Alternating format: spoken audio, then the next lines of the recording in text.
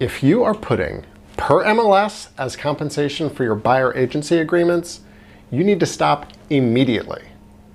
You have to state some combination of a percentage and/or a flat fee for your proposed compensation, even if you believe a seller is likely to offer that cooperative compensation, which will cover your commission.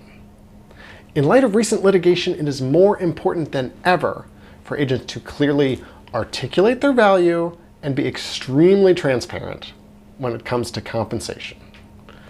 When filling out those buyer agency agreements, you have three options, okay, for that compensation paragraph.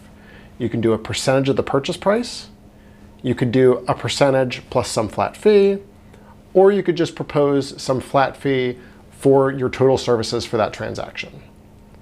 Of course, I know there are plenty of realtors in Maryland that still put per MLS, or maybe even put $0 in the compensation paragraph for buyer agency.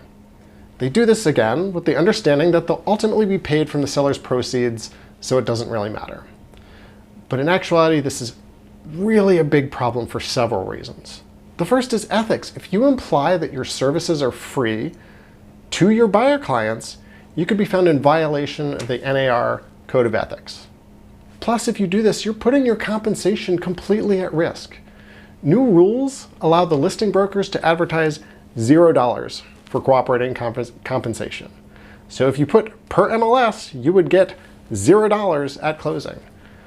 And finally, this practice contributes to a really problematic narrative that realtor compensation is somehow rigged. This notion that a realtor will take whatever the seller is offering is a totally arbitrary and crazy way for buyer agents to run their business. So there's a lot of confusion and questions that people have about this litigation, but there's one practice point that everybody can implement immediately. Stop putting per MLS in your buyer agency agreements. Let me know if you have questions.